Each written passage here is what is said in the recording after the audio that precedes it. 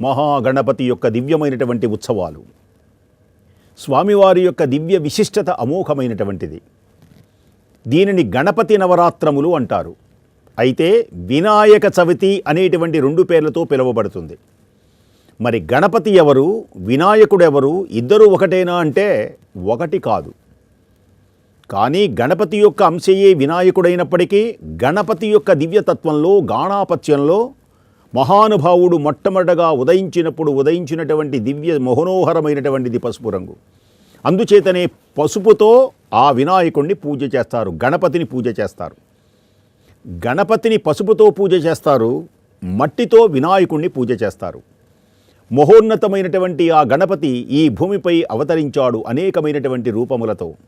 అందుచేతనే వేదం ఓం గణానాం త్వా గణపతిగుం హవామహే కవిం కవీనాముపమశ్రవస్తమం జ్యేష్ఠరాజం బ్రహ్మణాం బ్రహ్మణస్పత ఆనశృణ్వన్నోతిభిः సీదసాదనం.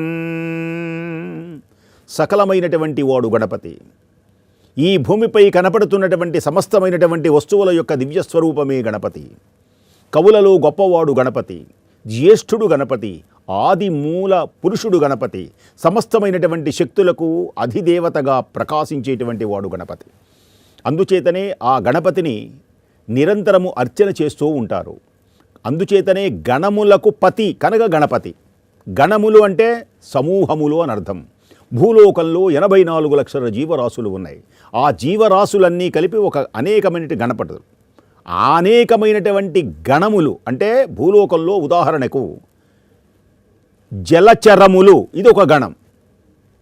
ఆకాశంలో ఎగిరేటువంటి ఖగచరములు, ఇదొక గణం. మానవులు ఒక గణం, పశువులు ఒక గణం, పక్షులు ఒక గణం. ఇలా అనేకమైనటువంటి సమూహమంతా వీటన్నిటికీ కూడా అధిపతి. ఇక పైలోకములలో గరుడ, గంధర్వ, కిన్నర, కింపురుష, సిద్ధ, సాధ్య ఇలాంటి దివ్యమైనటువంటి మహోన్నతమైనటువంటి వాళ్ళు ఉంటారు.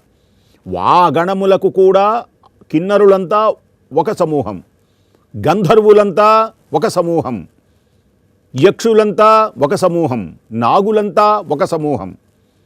వీళ్ళందరికీ అధిపతి ఎవరు అంటే ఈ మహానుభావుడే. ఒక రహస్యం ఏమిటి అంటే ఈ పసుపుతో ఉన్నటువంటి ఈ గణపతిని అర్చన చేసినట్లయితే విఘ్నములన్నీ తొలగిపోతాయి.